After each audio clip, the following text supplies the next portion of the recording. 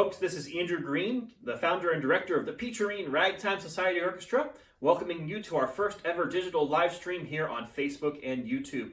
We're sad that we can't be with you at a concert hall somewhere over the US, but we're happy to be coming to you in your homes digitally and doing what we love best, sharing and performing the music of the early 1900s with you. I'm here in my basement next to my Steinway piano from about 1910. Surrounded by a lot of my musical collection. We have about 15,000 pieces of music in the Peacherine archive. Holding one of them in my hand here, Scott Joplin's Elite Syncopations from 1902 for piano. Over the next hour or so, we're going to be jumping back and forth between a whole bunch of different stuff. Some performances for you, both from live experiences here and also some pre-recorded content from the last couple of months and years of performances. We also have some behind-the-scenes content from our recordings and our tours. Some other goodies for you, so I hope you'll stick around. We also would like to let you know that if you'd like to donate to us, we'd appreciate your support.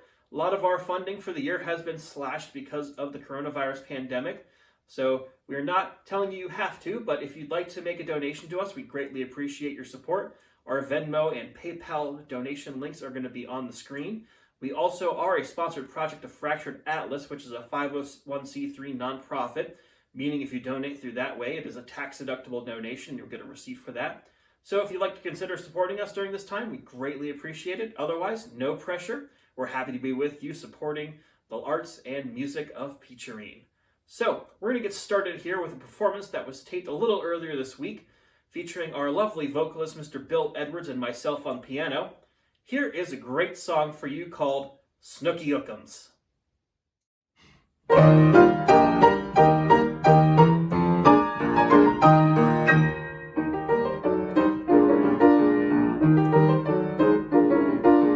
There's a married couple happily living in apartment 43. I live right next door in apartment 44. Gee, but they're a mushy, he and she. Mushing seems to be their specialty. It would start you walking if you heard them talking. All day long he calls her Snooky Wookums, Snooky Wookums. All they do is talk like babies. She's his jelly elly roll. He's her sugar bowl. Here's the way they bill and coo. Poogie woo, poogie woo, poogie woo. All night long he calls her Snooky Wookums, Snooky Wookums. All night long the neighbors shout, cut it out, cut it out, cut it out. They cry for goodness sake, don't keep us all awake with your snooky, ookie, ookie, baby talk.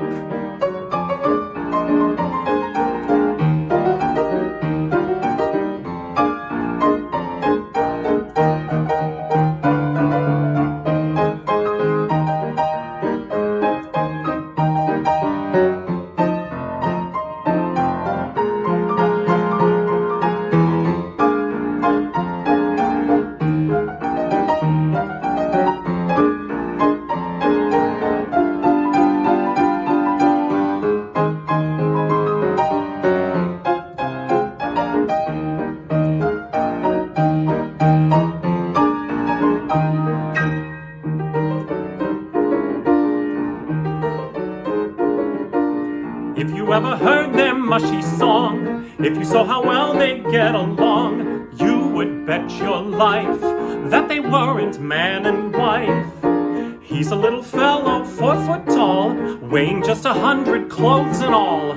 She's a great big lady, weighs 380. All day long he calls her Snooky Wookums, Snooky Wookums. All they do is talk like babies. She's his jelly elly roll. He's her shuggy ooga bowl. Here's the way they bill and coo. Poogie woo, poogie woo, poogie woo. All night long he calls her Snooky Wookums, Snooky Wookums. All night long the neighbors shout, cut it out, cut it out, cut it out.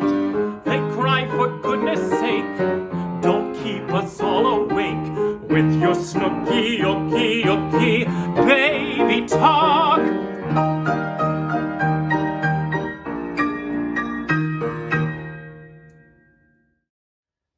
What a fun number number from the world of Tin Pan Alley, especially a song by Irving Berlin. You can't really go wrong with that. Now, let's talk with Bill a little bit, learn a little bit more about him and his involvement with Peacherine.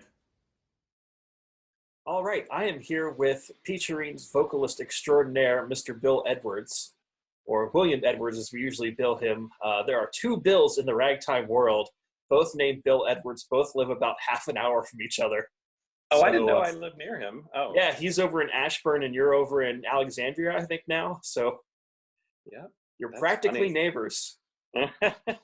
But yeah, Bill's been singing with Peacherine for a long time. You can hear him on 5 of our recordings now. So from Step with Pep onward, you've been on every single one, even our 45s and our 78s, which why we as a modern ensemble record on 78, I'm still asking myself that question, but why not?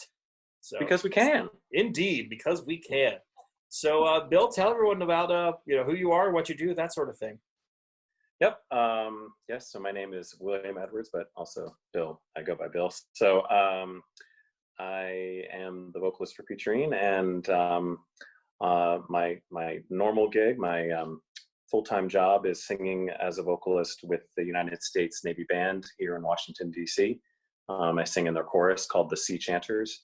And then when I'm able to get leave from that job, I do side gigs with Peacherine. And I also sing at a church locally in DC. Just try to do a variety of music as much as possible. So that's what Indeed. I get into. Yeah, and we brought you on about 5 years ago when we were looking for a vocalist for our second CD, which is called Step with Pep. And it's kind of weird how we were able to get in contact with you because one of our cornetists, Neil Brown, had worked with you in the Navy Band, about a decade ago now. And yeah. It's a small world where, like, you know, when you make connections with people, you never quite know where things are going to go. So yeah. Yeah, we basically, we thought of a couple of people to bring in for essentially an audition, and we brought you in. We actually had the grandson of Mel Kaufman with us as well, and then Neil, and of course the orchestra in a room at the University of Maryland. And I think after about 5 notes, I had already decided in my head, that's the guy. But of course we had to, do the formal process. And I remember afterwards, Roger Kaufman pulled me aside and said, "You have to hire that guy." And I said, "I know." So, it's been a great, 5 years so far, looking to many more of having you join us for, all sorts of different songs, and performances and tours and recordings and all of that stuff. And of course, you've had a bit of a varied history too, because you're not only with the Navy Band, but you've had some interesting, gigs over time as well. Yep. So prior to joining the Navy to sing, I was working with Disney. I was singing for them, and I was working at their theme park over in Tokyo. They have 2 theme parks over there. So I did a bunch of contracts for them, and that was like starting in 2001, and then came back home permanently in 2006 and won the position with the Navy. And before Disney, I did a lot of schooling. I grew up in the DC area, and then went to school in upstate New York at State University of New York at Geneseo, and majored in music vocal performance there. And after that, I took a year off. What do they call that? A gap year, as they say, right? And I took a gap year and did an internship at Arena Stage in their offices, and learned a lot about performing arts that way.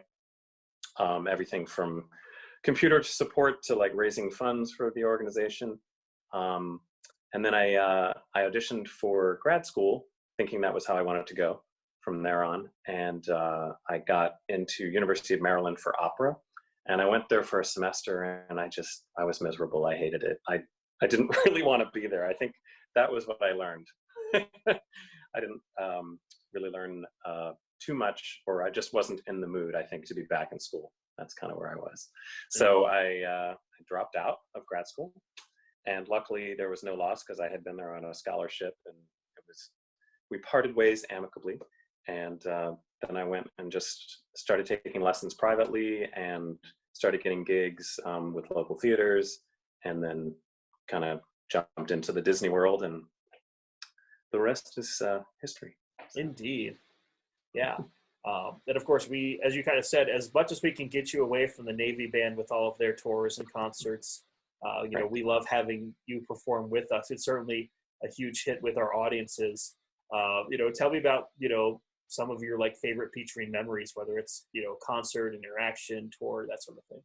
Yeah, I think one of the most like epic gigs that I think we've done so far was, I think, technically my first gig. It was the one in Eastport, am I right?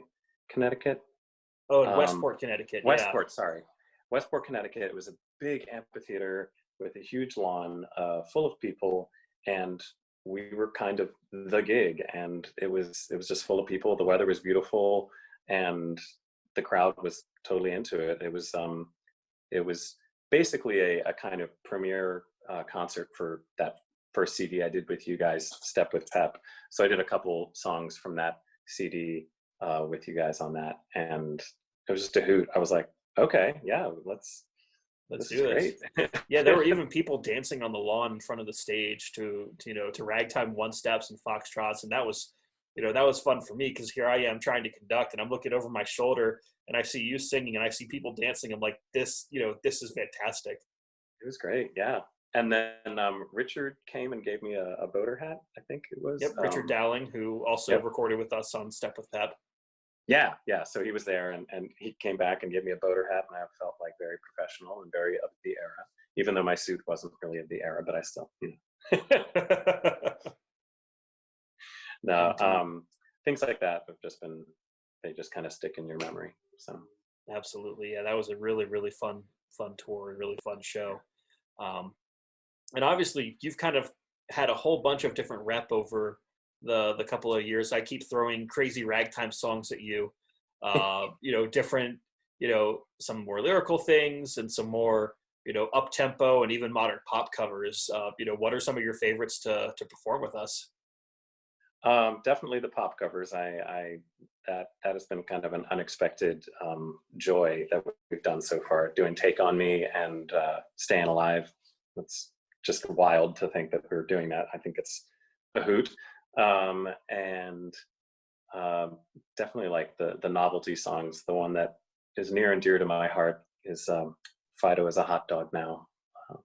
Yes, I have a dog, and though he would never be made into a hot dog, the idea is just comical. So it is. And we had I forget what show it was, but we had an audience that for whatever reason went wild at that song. It was something that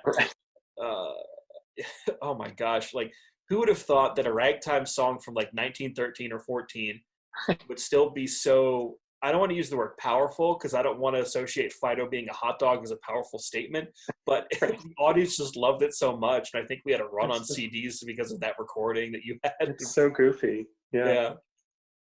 And as you said, those modern covers, we've been doing Staying Alive in our programs basically for the past couple of months now. Right. And, people really love that. Again, it's kind of a way for us as a group that performs music of 100 years ago to kind of bridge that multi-generation gap and make it relevant for people. But you also bring so much energy and pizzazz to the performance that, people just find you charming and wonderful. And it's really great.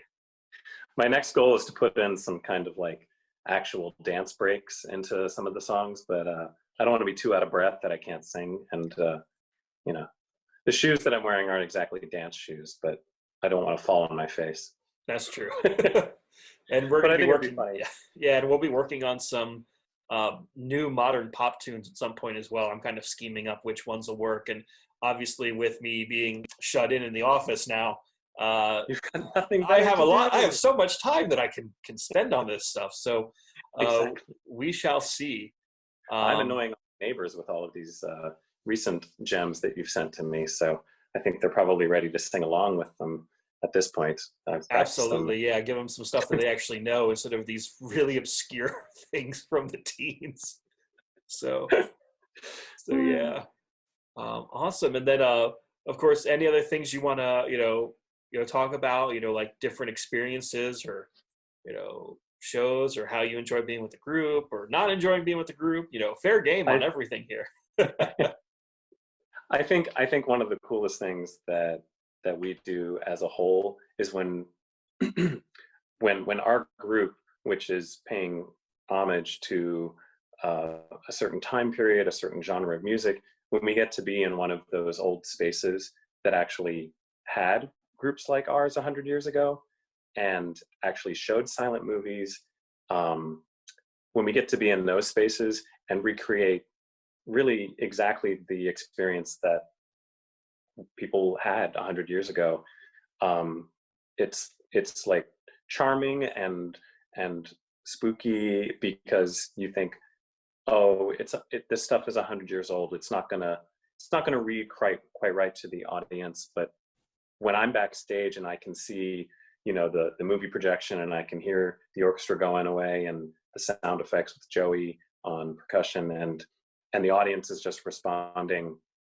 you know, just howling with laughter or screaming or oohing and eyeing, and you're like, yeah, this is some kind of like universal language, and it still speaks to people. So it's really great. I love that when everything just kind of lines up and we can do what we do in an authentic way in an original authentic space. I think that is just really, really special. Yeah, I know when we were down at the Academy Center for the Arts, that's a venue that is hosted in Lynchburg, Virginia. People like, you know, U.B. Blake and Noble Sissel came through. George M. Cohan was there. John Philip Sousa and his band. W.C. We were just there, right? There. Yeah, we were there in October. Yeah. And, you know, it's kind of weird when you realize that, you know, all of these people that were now playing their music and trying to expose an audience that may not know about them to them, and feel like we're literally in their footsteps. Like, you know, here was this, you know, performer or this group, and we're now doing that same stuff. It's kind of a weird, ghostly sort of feeling. But as you said, it, you know, somehow or another, the stars align, and then, you know, it just really makes a magical afternoon or evening. Yeah, people love it. It's it never fails to just kind of like prick up my ears and like warm my heart when I realize that, oh yeah, we still, you know, this kind of stuff still resonates with people. Indeed. Yeah. Thanks so much, Bill. Appreciate your time. Stay well, stay safe. We'll be putting out some fun content coming up, and looking forward to seeing what happens with all that. Well, I hope you enjoyed hearing a little bit from Mr. Edwards, our lovely, lovely vocalist. We really enjoy working with him, and of course, his singing is fantastic. Now, of course, we take Bill with us on the road as much as we can, and so we're going to feature a couple of videos with him for you now. This was taken at our concert down at the Sumter Opera House in Sumter, South Carolina earlier this year. We have a couple of different tunes for you, so sit back and enjoy. Mr. Jolson was unable to join us. He had other engagements. But we decided to get our own lovely vocalist to join us, Mr. Bill Edwards, to join us out here. First big hit back in 1918, Swanee. Ladies and gentlemen, I don't want to toot my own horn too much, but I'm something of a composer myself. Oh, really? Yeah, I wrote a song once about a tortilla. Actually, it was more of a rap. Oh. Yeah. I also wrote a ragtime song about the flu. It was very catchy and caused quite a panic. That's enough for me. All right, let's stop.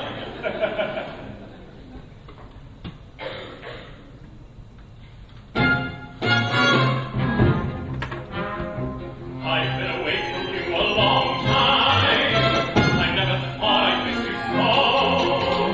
Somehow I feel your love is real. Near you, I long to be. The birds are singing in this song time. The banjo's strumming soft and low. I'm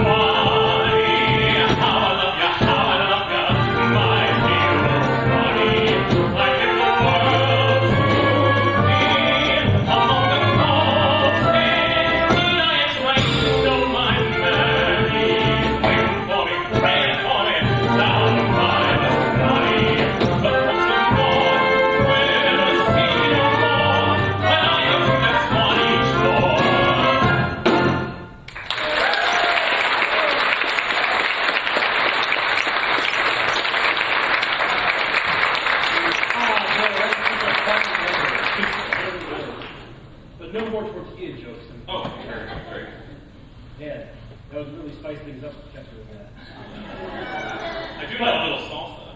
Oh.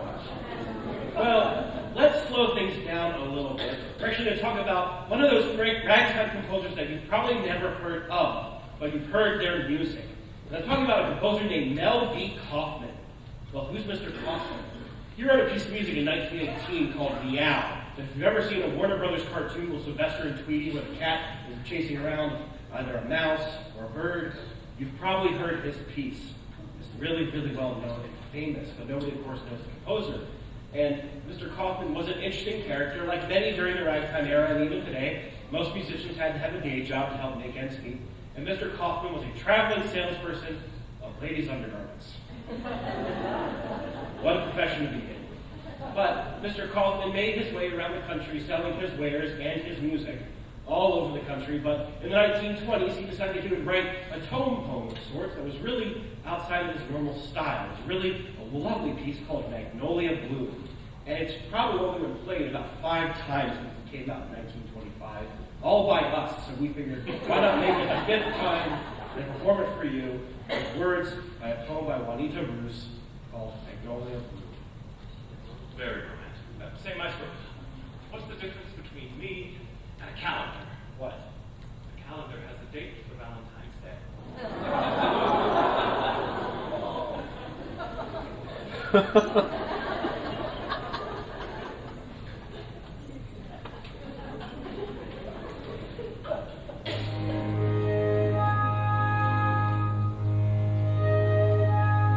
Once again the south wind is winging the next edge of spring, sweetly with the fragrant magnolia,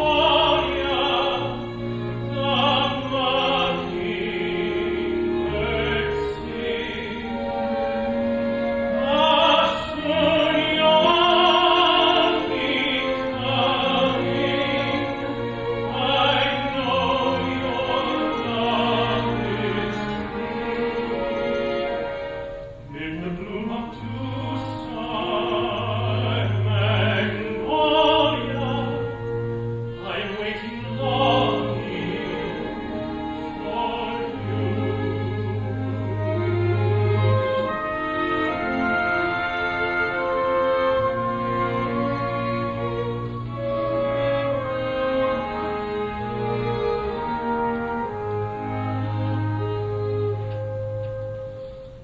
Long have been the dark days of waiting your promised return. How the bloom of dew-star magnolia now makes my heart yearn. My heart ache and longing will all forgotten be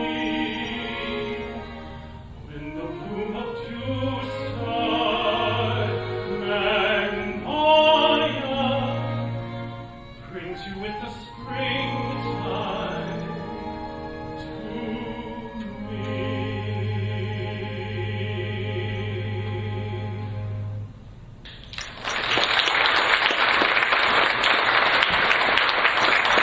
Bill Edwards, everyone.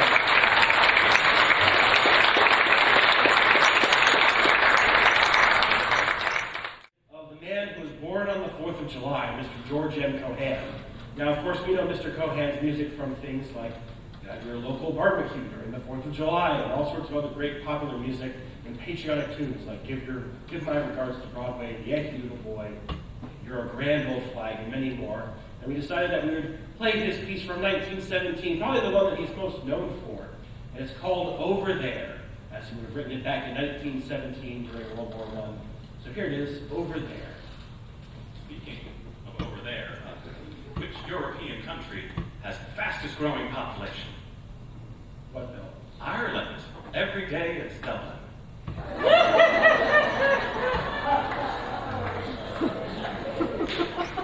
There's an intermission after this. You get a rest.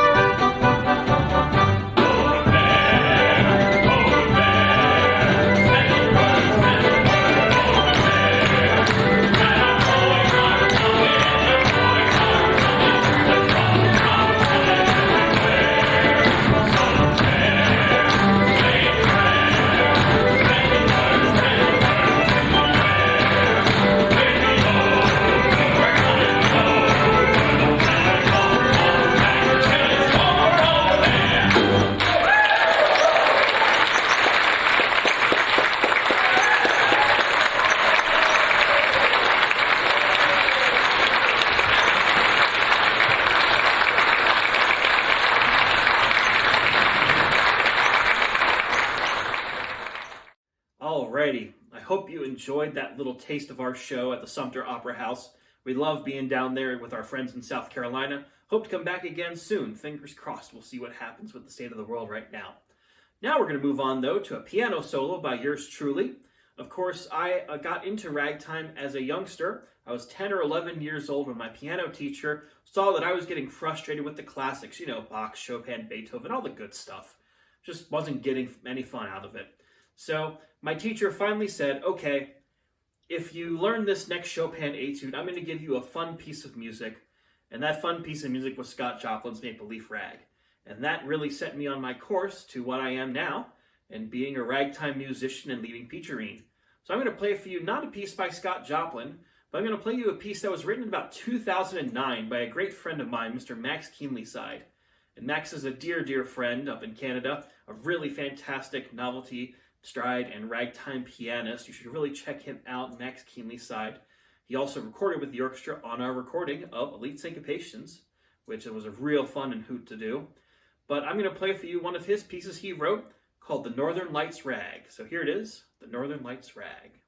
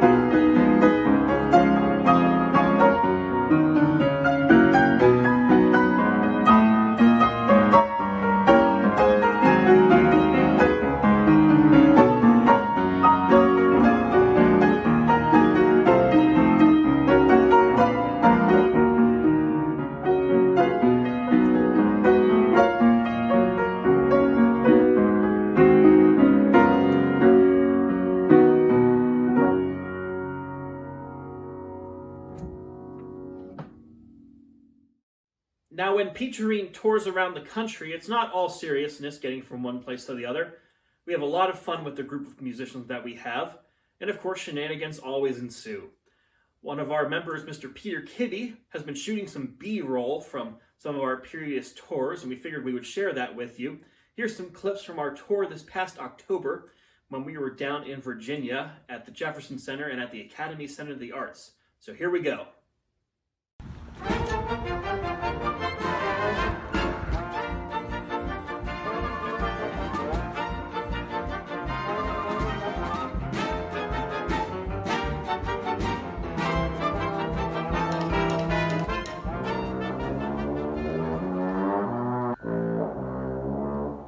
They just need my vocals in that month. Well, that's just plugged into the keyboard right now. Got it. Okay.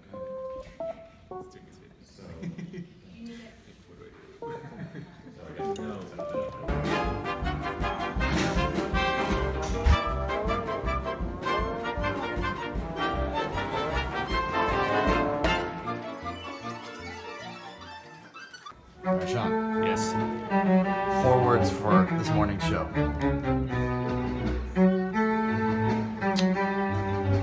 Damn, that was good. That was good. That was actually good. That's what all the kids were shouting. Yeah.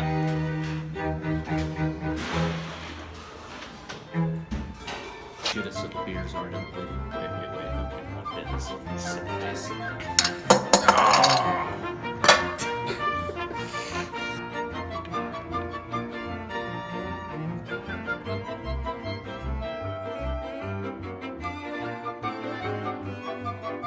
Alright, so now what's gonna happen is we're all gonna close our eyes, and I'm gonna say minions and Mordred look at each other, and then the 2 bad guys will get to look, 2 bad guys will get to look, 2 bad guys will get to look up and see.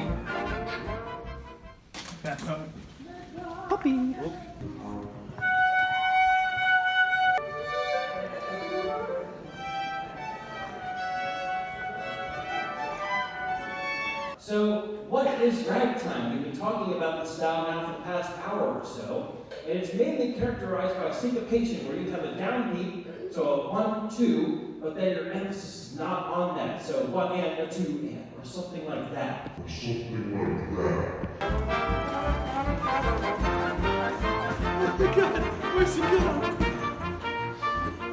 Suzanne! Nice apple!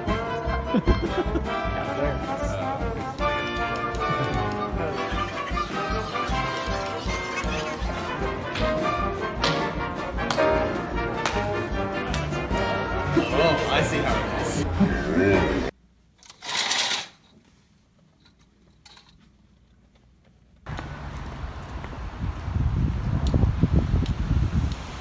Huh? He's Jack the Ripper? Yes.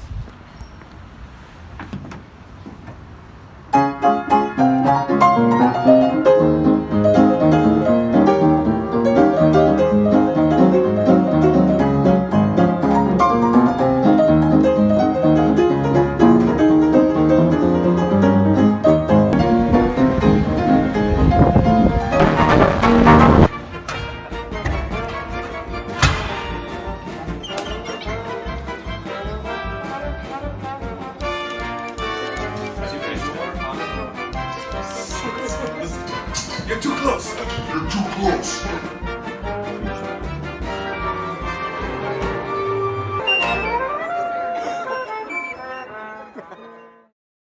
Alrighty, that was a lot of fun. I still look back on that tour very, very fondly. A lot of fun memories there. And also some good pizza in Lynchburg, Virginia, if you're ever down there. So, let's continue on. I'm going to do another piano solo for you here. This one is by Scott Joplin. It was written in 1901, and it is the group's namesake. Here is The Peacherine Rag by Scott Joplin.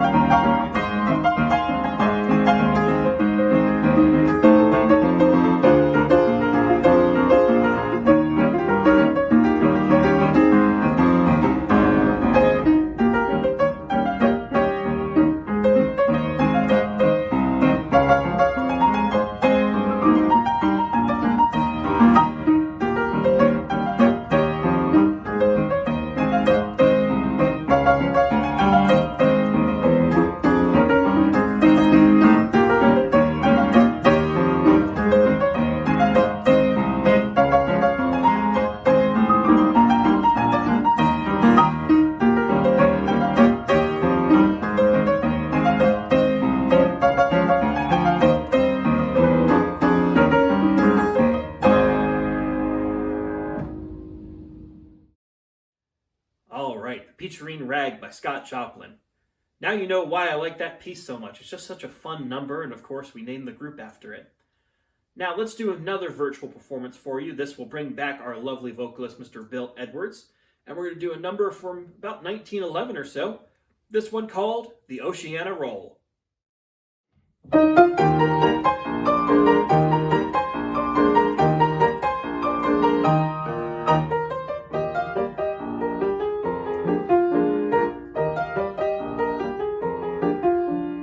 Billy McCoy was a musical boy on the cruiser Alabama. He was there on that piano like a fish down in the sea when he rattled off some harmony. Every night out on the ocean he would get that raggy notion, start that syncopated motion lovingly. No one could sleep way out there on the deep when Billy cut loose out at sea. Each fish and worm begins to twist and squirm. The ship starts in to dip and does a corkscrew turn. Just see that smoke so black sneak from that old smokestack. It's floating right to heaven and it won't come back. Now here and there you'll see a stool and chair, a slipping round the cabin shouting I don't care. Then the hammock starts a-swinging and the bell begins a-ringing. He's sitting at that piano there on the Alabama playing the Oceania Roll.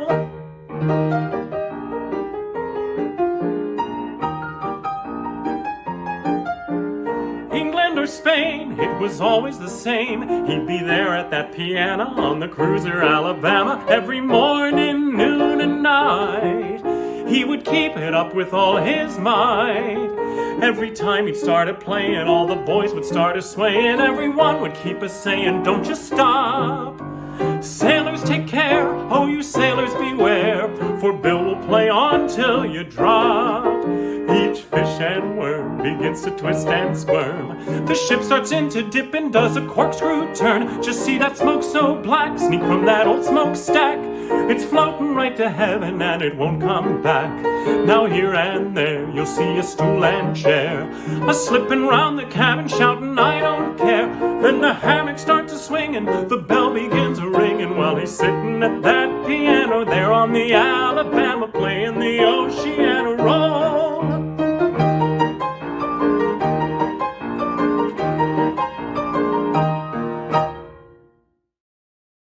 The Oceania Roll by Lucien Denny from about 1911 or so. Now we're going to have another conversation with one of the Peacherine musicians. We hope you learn a little bit more about the great stuff that goes on with all of our musicians here. This one coming up has been with the group for about 7 years. His name is Cory Sansa and he plays the trombone. He's coming to us from Chicago. He used to be in the DC area, and we still work with him as much as we can. He's just such a fantastic musician and a great friend. So here's a conversation we had with Cory Sansa. All right, so I have with me one of Peacherine's musicians who's been around the group for about the past 7 years now. You've been playing with me. This is Cory Sansa, trombone extraordinaire, coming to us live from Chicago. Cory, thanks so much for joining us here. Yeah, happy to be here.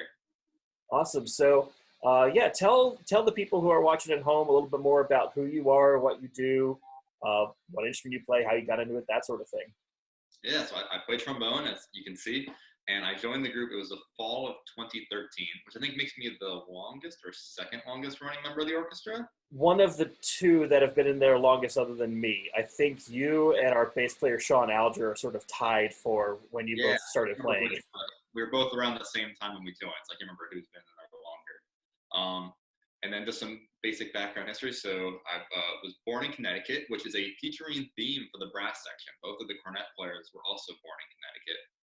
But I moved to Maryland when I was 4 years old. They both grew up in Connecticut. I moved to Maryland and was raised in Maryland. And I started playing trombone in 4th grade. And I chose it because it was the biggest and shiniest instrument available. And that's what I wanted. And it turned out to be a great fit. And I've stuck with it since. Awesome. And after growing up in Maryland, went to the Eastman School of Music in Rochester, New York for my undergrad degree. And then returned to Maryland and went to the University of Maryland for grad school. And then was a teacher and freelancer in the Washington, D.C. and Baltimore areas after that. And then a couple years ago, moved to Chicago, which is behind me. And I've been here now for almost 2 years, closing in on 2 years now. Awesome. And of course, we're able to sneak you away from Chicago as much as we can Yes. for recordings and for tours and, whatever else we can try to get you out from, Of course. which is always a great treat. So glad to still be a part of Peacherine and get to join you guys for everything. It's one of my favorite things to do in a year is Peacherine tours and recordings. All of it. Agreed. So what other ensembles are you playing with? Obviously, you play with us, but what sort of things are you doing out in Chicago? Yeah, so in Chicago, I'm the trombonist of the Axiom Brass, which is a quintet that also does touring domestically and internationally and recording sessions. We play a lot of music, early music, even before J.S. Bach. We also do a lot of new music and commissions. And outside of Axiom, so Axiom and Peacherine are kind of my touring groups, I'm also the director of the DC Trombone Workshop, which is a program for high school and college and young professional trombone players in Washington, D.C. in the summertime. And then as a freelancer, I play a lot with opera orchestras, the Lyric Opera of Chicago, and I also come back to the DC area to play with the Kennedy Center Opera House Orchestra. And then also symphony orchestras, Milwaukee Symphony, Fort Wayne Philharmonic, Elgin Symphony, Chicago Phil, a whole bunch of them out here. And before I moved out to Chicago, I was lucky to play with a lot of orchestras in the DC area. And you were still subbing with York this past, the York Symphony Orchestra this past I season. am still technically the 1 year second trombonist of the York Symphony, although their season unfortunately has been canceled. So what my title is with them doesn't really seem to matter anymore, but I'm technically on a 1 year contract with them still. Gotcha. Yeah. So long story short, you're kind of everywhere doing everything, teaching, playing, and playing the silly ragtime music whenever we can. Yeah, but I definitely love the traveling between Chicago and DC and touring. That's why my Instagram is @travelingtrombonist, because I travel as much as I can. Indeed. And you were just also on, I know you're on 3 Peacherine recordings, actually 5 if we count the final 45 and the 78. And Axiom actually just put out a recording as well. I think it's called First Impressions. Correct. Yes. Yeah, so definitely go and check that out as well. Because Cory's on a lot of recording. The stuff is excellent. We actually heard a lot of that recording on our March tour, the one we were able to do before everything happened with the coronavirus shutting down the U.S. and the world. A little really different good. than ragtime music, but I love all music, and it's nice to hear a wide array of stuff. Although I don't know if you can see it, but it actually just started snowing here in Chicago. Yeah, I've been noticing that behind you as we've been talking. It's a little bit different in Maryland, where it's like 50 or 60 degrees and sunny right now. So we had the 60s this past weekend, and then I don't know what's going on today, but it's been going between sunny skies and just flurries. So I'm glad you're getting all of these flurries, these April 14th flurries. Indeed. Yeah. So let's talk about, obviously, as you mentioned, like some of the Peacherine tours are some of your favorite things. What are some of your favorite memories from Peacherine, whether it's recording, a tour, silly moments, crazy moments, the whole sort of gambit here? There are so many. I mean, I feel so fortunate. I've been in this group for 7 years now. And outside of just the fantastic music and musicianship, there are so many great moments on tours and recordings. So I made a list. So let's go through them and see which ones. Oh, here we go. All right. So the first one that just can't be avoided is the first big Peacherine tour, I'd say, where we flew to St. Augustine. And Andrew ended up falling asleep in a salad. The infamous salad sleep moments. Can't ignore that one. So to give everyone a little background on that, so I can kind of explain myself and also give some context. So our first big tour was in October. It was October 1st, 2016, and we flew down to St. Augustine for a program with the Emma Concert Association, which actually, spoiler alert, we're going back this coming September. We signed the contract and we'll be announcing it formally later on. But on that tour, I was living just north of Baltimore at the time, woke up at about 2 a.m, picked up 1 or 2 members on our way to the airport, and we flew out at 5 or 6 in the morning. Oh, yeah. It was some ungodly time. Yeah. I think it's also worth noting that, the Peacherine has become a little bit more, I would say, everyone has more involvement now. But at that point, early on, it was really, you were running a one-man show, and beyond just the duties of being a conductor and the host of the concerts, you were doing all behind the scenes stuff, and you were booking the flight. You still book the flights and do all the programming. But just you were driving a car. There were so many it's so much adrenaline that day for the first time we flew and had to have all this organization. You did an amazing job, but man, when we finished that concert, we could tell that you were just like, we did it. Yeah, we did it, and I was basically running on fumes at that point. So, of course, what do musicians do after a show? We go out and celebrate. And our hotel was, a couple of blocks from a restaurant. What was it, like the Mellow Mushroom or something like that? Mm-hmm. And, we get to the bar. It's like 10, 11 o'clock maybe. And I say, okay, guys, first round of drinks on me. Thanks so much for a great show. So we ordered some pizza, some food. I wasn't super hungry, but I needed something in me. So I decided to get a Caesar salad and a beer. Down the beer, the salad came, and the salads were in these funky little bowls that were like at a 45-degree angle. And sure enough, I had like 3 bites of it. And then my body decided, nope, I'm done. And fell asleep right there, head desking onto the table and basically into a salad bowl. Yep. Oh, that was a good picture. that was the first, I guess, tour that we flew to. Of course, there were a lot of more regional kind of touring that we drove to. And then the second one was to Texas and Eau Claire, Wisconsin. And what really sticks out from that one was, God, that hotel in Eau Claire. Oh, yes. I forget the name of it, but it was sort of the ultimate, like, hipster place. Like, bike rentals, you could go down to the river, and they had a farmer's market and some restaurants, rent board games and vinyl records. Yeah, but we had a great time in that hotel. I mean, like, playing games. It was a fun time. Let's see. Oh, the next thing I have, which is not one of our flying tours, but probably Peacherine's best friend as far as venues go, Salisbury. Absolutely. Times, great venue, great people, and their receptions after concerts is truly a annual highlight. It's sort of I almost call it our homecoming show every year. Yes, we're based in Annapolis. We do shows in Maryland Hall and sometimes in local churches or concert associations. But Salisbury really is our second home. And June Krell Salgado, who is the director of cultural affairs over there, does an incredible job of curating this whole series. That's obviously not just us, but international acts and regional performers, of course, things with the school, and really goes all in with what she does, and it shows. And the passion she puts into it then is translated to the artists. And I know, not just Peacherine, but other people who perform for her are always impressed with the way Salisbury is. And they treat us like kings and queens over there. It's really incredible. They're very, very wonderful. But as you say, the after receptions, basically with Salisbury, after every show, they have a reception in their great hall where they'll have some food, some like lemonade, iced tea, coffee, and it's always themed for a performance. So this past fall, we had a performance of The Mark of Zorro with Douglas Fairbanks. And so she had masks, and people, like, you actually had somebody dress up as Zorro for the performance. And afterwards there was different Spanish cuisines, and it was really fun. And every performance it's like that. So we love Salisbury, and really fortunate to have a great audience over there and perform there. And looking forward to going back again very soon. We're still working out all the details, but really looking forward to going back. For sure. I think we keep on going. I have some more memories written down. Going to the recording side of things. I can't remember which recording it was, but there was one where we had like that thunderstorm come through in like the afternoon. Oh, that was Elite Syncopations when we had Max and everyone. Oh, yeah, that was the kind of things you just.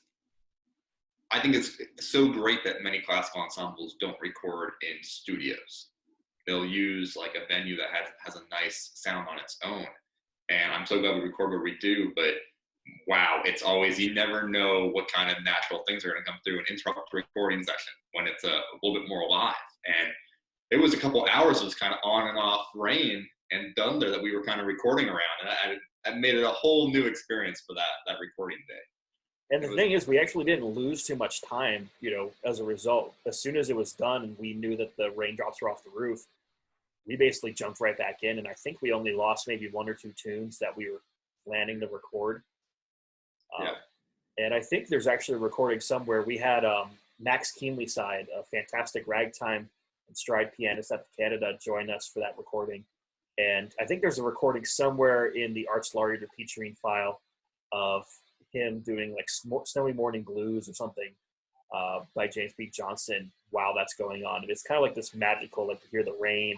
It's like, think of like Disney World, like setting, like you have that like background music that kind of blends in. It was just this whole experience was really fun. Mm-hmm. Yeah, and so of course one of the tunes on A Late Sega Patience was, it was my first time getting to record a solo with the group, Oh Slip It Man. And then it wasn't too much longer. It was our concert in New Jersey, which I think might have been the first performance that I gave of Oh Slip It Man live. And my now fiance, it was her first time going to a Peacherine show. And Andrew being Andrew put up the music to my part on the screen while I'm playing this. And my fiance is a fantastic brass player in her own right. So that was quite the nerves that you threw at me on that one. Hey, I had to, give a little pressure in, of course, whenever I could. But yeah, that was fun. I mean, I usually put the sheet music cover for these pieces on there so the audience can see, who the composer was, what the sheet music looked like. But with Oh Slip It Man, there is no published piano music, at least it's not that I'm aware of.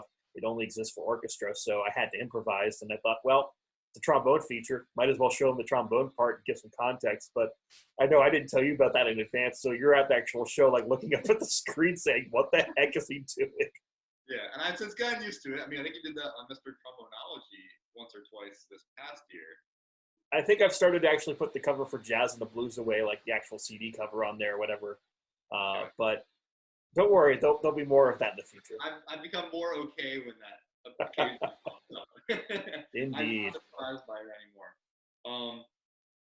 One of us is true for all of our tours, but the Peacherine hangs. I mean, playing games and whatnot, it's such an incredible group of people.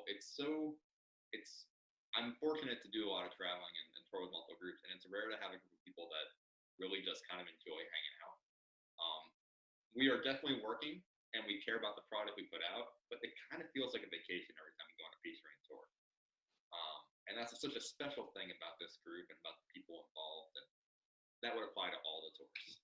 Yeah, we're really fortunate with the people we work with, a whole bunch of different varied backgrounds and they're performing activities, they're teaching, but we're able to all come together, and it's really a fantastic group. People that are really fun to be with, are fantastic performers, and yeah, I'm really lucky to work with them, every time we have a show. And you're right, the hangs are some of the best parts of the entire tour. The performances are so great, but so is the hang afterwards. Yeah. Will you rattle off a few more?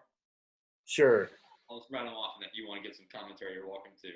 I'll say our Fayetteville McKinney tour was the first time I got to drive the 11-passenger van. We've since stopped doing the 11-passenger van, but I got to drive it one time before we stopped that. It might come back. That might come back, so we'll see. And then this past year, Roanoke, Virginia, their food at their reception was out of this world. Yeah, the Jefferson Center for the Arts down there is fantastic. We really had a great time with them, and the Academy Center of the Arts over in Lynchburg. We do keep a running list of, like best food on a tour just for giggles with us. And I think it's either a tie between them and Salisbury or something, because that food was exquisite. Like, there's no other way to put it. Yeah. And then, of course, this past fall was the first West Coast tour, all the way to the West Coast, which was Midwest. But, oh, man, I think we had In-N-Out Burger almost every day when we were in California. I'm not complaining. That stuff's great. Oh, it's the best part. And we've made efforts to go get In-N-Out more in Texas, too. But I think we had it 3 or 4 times. Yeah. When we were out there, which was awesome.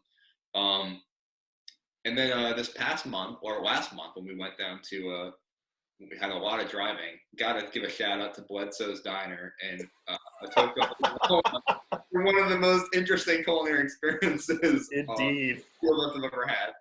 And also on that tour, I don't know how much you know about this, but we found some random basketball hoops. So myself, our 2 cornetists, and our drummer love to play 2-on-2 basketball on these tours, and we found a hoop on Missouri State's campus, I think, and then somewhere down in Houston. We found a couple courts that were just really random and a ton of fun. And that's always a fun thing for us to do, like after a show, we'll go play basketball at 11 p.m. or something like that, and that's been a nice little bonding experience for that part of the group. So yeah, fun times all around on our tours and recordings. Indeed. Awesome. I'm going to ask one or two more quick things here, and then we'll wrap up. But what would you say is your favorite piece to play with the group? And maybe also, just for giggles, least favorite, because I know I've thrown some pieces your way that you're like, what the heck is this? Me too, it'd be hard. Favorite is, it's hard to pick one or two, so I'll mention a couple. For the movies, when we're underscoring films, I don't do a whole lot, but I love listening to Bon Vivant. It is a really fun one for the violins and the woodwinds, and it's just always makes my day every time that one pops up. Yeah, and just to give people context, Bon Vivant is a piece from, I think, 1902 or 1912. It's one of those 2 years by John Stepan Zemechnik, who was based in Cleveland and was one of the first film composers. And we love using his stuff, of course, used during the era. But that piece is very fast and very tricky for the strings and the woodwinds. And the brass, for the most part, are kind of, they're just doing, larger sort of block chords and different things. And it's easier for you guys, but it's such a fun piece. Yeah, and then the two that I like playing the most are more the kind of evil ones where I'm with my Lowe bros, the cello and the bass. I can't remember their name, but I'm sure if I play them, you'll recognize it. Which one's that? Mysterioso Dramatico number 22. Yeah, and then the other one's is that Spookville Chimes? Yeah, that's Spookville Chimes. We use that for our score for The Haunted House with Buster Keaton. Yeah, so those, as far as just like really kind of evil sounding low melodies in unison with the cello and the bass, those are always fun. And then have to do a real quick shout out. I think the most beautiful piece I've ever heard Peacherine do is Magnolia Bloom. By Mel Kaufman. Album. Gorgeous. And then just for fun ones, Alabama Jubilee and More Candy. I mean, like, what can make you smile more than those kinds of pieces? Oh, yeah. I don't know, least favorite? I don't even think I have an answer for that one. I'd have to, if I'm actually playing the show, I might have an answer to that. Probably whatever is the last piece on the program, just because we're kind of tired at that point. So we'll go with the World Peace March. Okay. Which is our most recent exit march. Yeah, but it's no disrespect to World Peace. I do like that piece. It's always, when you play a 2-hour show, ragtime is much more involved, at least for my instrument, than playing in symphony orchestras. So after a 2-hour show, pretty tired. For sure. Indeed. Yeah. Well, awesome. Anything else you'd like to tell people about, if you have like a website, or obviously you talked about how you have an Instagram so people can kind of discover you online? Yeah, CorySansolo.com, and I have an Instagram at Traveling Trombonist, where I will often post random trombone related things or where I'm traveling to. And then I know there was one more thing we talked about. There's something that's like kind of interesting or special about Peacherine. And what I want to mention is that different from playing with orchestras or brass chamber groups, I always love feeding off of the audience. And normally there's a sense of communication that you have with them in a classical concert. But in the ragtime concerts, especially when we're doing the movies, hearing an audience laugh while you play, and just like the genuine like joy that they're having listening to us and watching the movies, it's a different kind of emotion to feed off of. And it just makes our concerts, it's fun to play, and I've always gotten the sense that they're fun to watch. I look forward to the day when I can actually go see a Peacherine concert. I don't know when that's going to happen, because that means I'm not playing it, but it just seems like everyone that comes to the concerts is having so much fun, and there's also a sense of joy about the experience, which is truly special for a concert experience of this caliber with classical and jazz musicians. It's truly special. Absolutely, yes. That's why I love it so much. Well, thanks so much, Cory. Appreciate your time here. Stay healthy, stay safe. Enjoy the flurries in Chicago. They stop, but now you can see the crane going by. So we got some lots of construction going on this week for some reason. Guess that's essential personnel. Wonderful. All right. Well, thanks so much, Cory. If you've been following Peacherine for the last several years on Facebook, YouTube, Instagram, Twitter, all of that good stuff, you've probably seen from time to time some postings about the orchestrations that are in our collection. We have around 15,000 of these, and they've been donated from various sources, including individuals, institutions that didn't want scores anymore, scouring around eBay, and all sorts of different places. And we're really thrilled to have such a collection, and we do share it with folks in case you would like a photocopy from our archives. We do have a way for you to get copies of that. Just email us at info@peacherineragtime.com for more info. I'm holding in my hand one of those scores. This is from 1911, called The Winning Fight, March End Two-Step by Abe Holzman. Abe Holzman was a great composer of marches back in the ragtime era. We play a number of his pieces in our various concerts. And this one was one that I picked up on eBay a couple of years ago. And originally came from the Volkswagen store up in Pittsburgh, Pennsylvania. And really love this sort of music. We love throwing these charts at our musicians, not literally, mind you, but being able to kind of show them this is the stuff that your grandparents and great-grandparents, if they were musicians, would have played. And it's great to be able to bring these pieces back to life for you. Now, we're going to bring back a couple more pieces. We're going to go to our performance at the Sumter Opera House and do a couple more pieces for you. So stick around. Here's some more performances with Peacherine. One of the things that many audiences today don't realize is ragtime was the basis of all of America's popular music that followed. Whether you're a fan of rap, hip-hop, the blues, swing, rock and roll, country, western music, anything like that, you can boil it down to its roots and you have ragtime. And really, if you look at any modern song today, you can break it down into its roots. Now, Peacherine likes taking risks. We decided we're going to try to change the envelope a little bit. And we thought, well, what's the most frightening thing to us? And that was 70s disco music. And so we looked at the Bee Gees and thought, well, Staying Alive is actually a good tune. I wonder what it would sound like in ragtime. And so you don't have to worry. We've answered that question for you. And we even decided that we would do a vinyl 45 of it, with the other side being Take On Me. So if you like synth pop from Scandinavia, you'll love this too. But we're going to play one of the tunes on here, the A side of this 45, Staying Alive, as if it was written about 1910 or so. Did you all hear the one about the butterfly who couldn't get into the disco? What though? Well, it was a mothball. Oh my goodness. Thank you.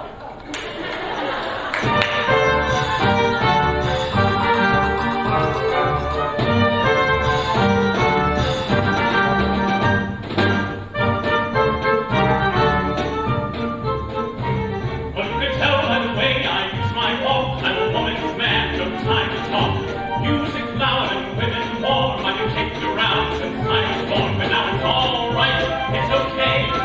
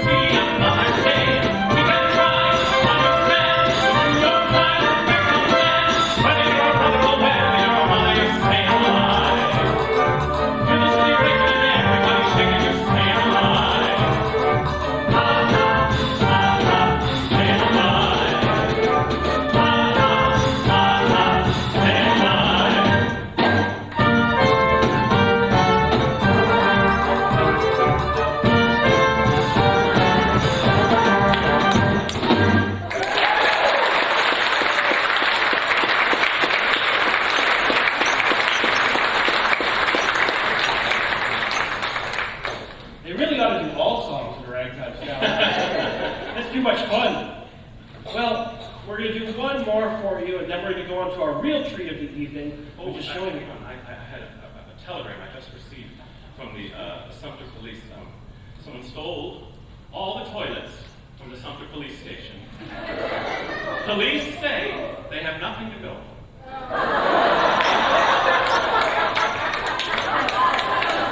Thank you, Bill, for that very important announcement that I'm sure all of these people absolutely know to know.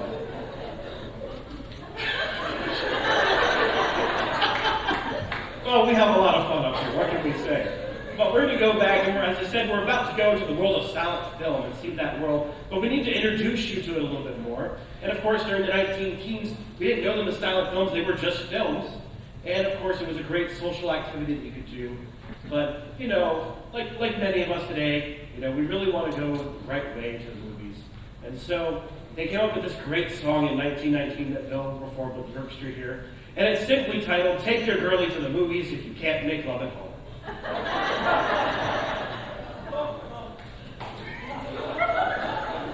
Don't listen, Mother.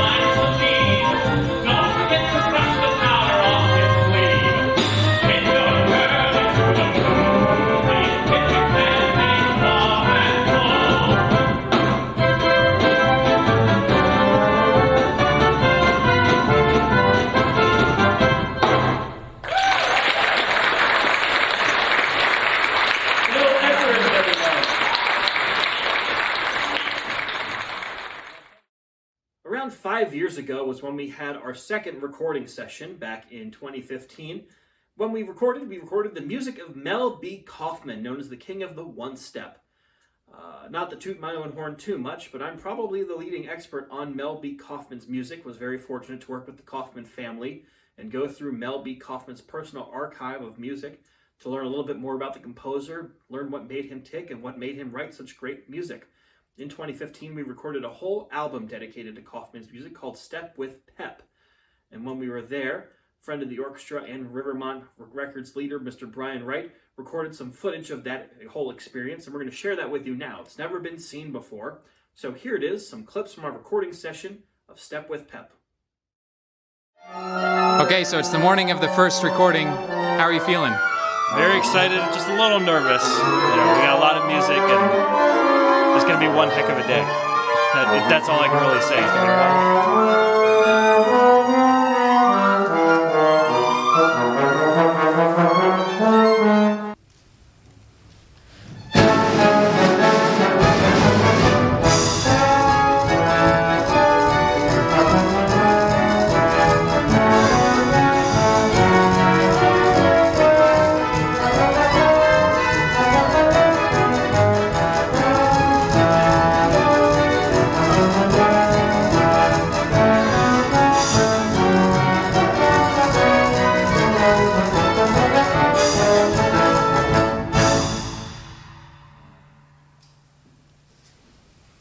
Okay, we're gonna listen to what you just played back here while you get comfortable. Then I'm gonna come out and probably have some requests for folks to shift around a little bit. All right, then. 240.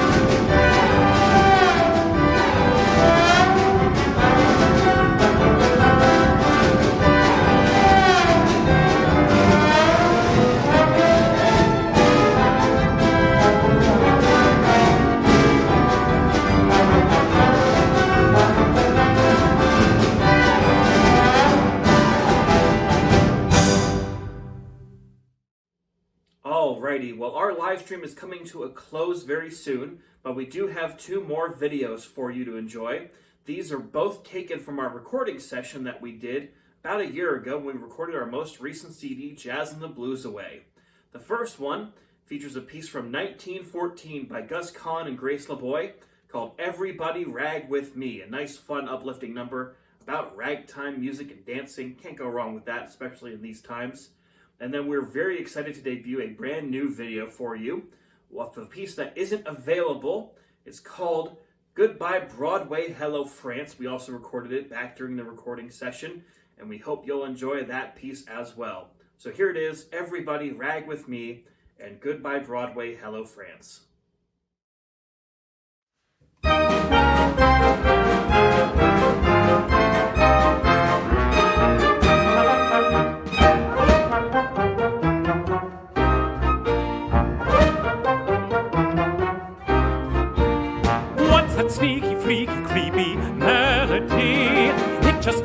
makes me restless as can be. It goes to my heart, my head, my feet. I'll give anybody in the house my seat. I wanna dance, dance, dance, dance, dance till I drop. I don't ever want to stop this ragging. Everybody rag with me. Everybody drag with me. I've learned those dips and skips and dreamy hesitations. I could dance till day is dawning, then I want to dance all morning. Everybody sway with me. Drop your work and play with me. I don't want to hear any opera grand ragtime music. That's what I understand. I want everybody in the world to rag with me.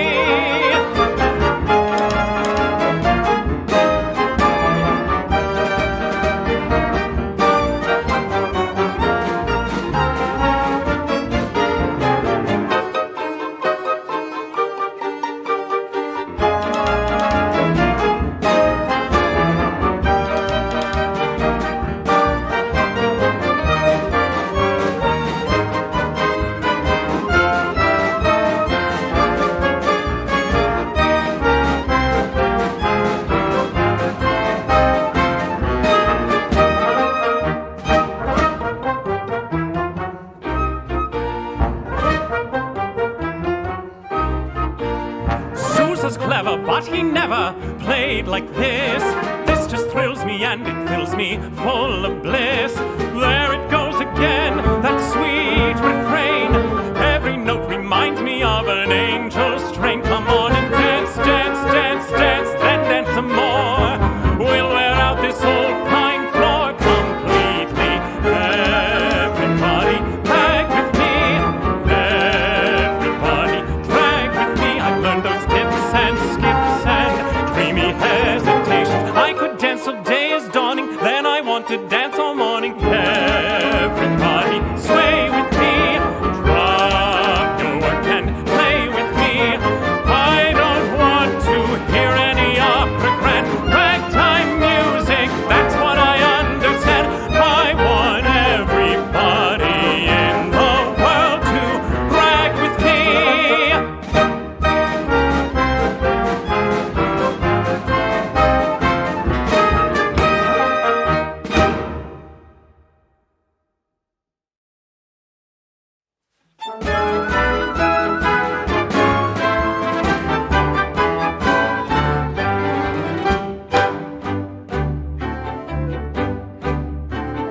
Goodbye, New York town, goodbye, Miss Liberty. Your light of freedom will guide us across the sea. Every soldier's sweetheart bidding goodbye. Every soldier's mother drying her eye. Cheer up, we'll soon be there, singing this Yankee air. Goodbye, Broadway, hello, France. We're 10 million strong. Goodbye, sweethearts, wives, and mothers. It won't take us long. Don't you worry while we're there. It's for you we're fighting too. So goodbye, Broadway, hello, France. We're going to square our debt to you.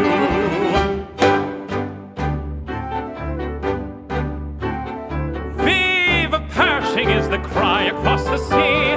We're united in this fight for liberty. France sent us a soldier, brave Lafayette, whose great deeds and fame we cannot forget. Now that we have the chance, we'll square our debt to France. Goodbye, Broadway, hello, France. We're 10 million strong. Goodbye, sweethearts, wives, and mothers. It won't take us long. Don't you worry while we're there. It's for you we're fighting too. So goodbye, Broadway, hello, France. We're going to square our debt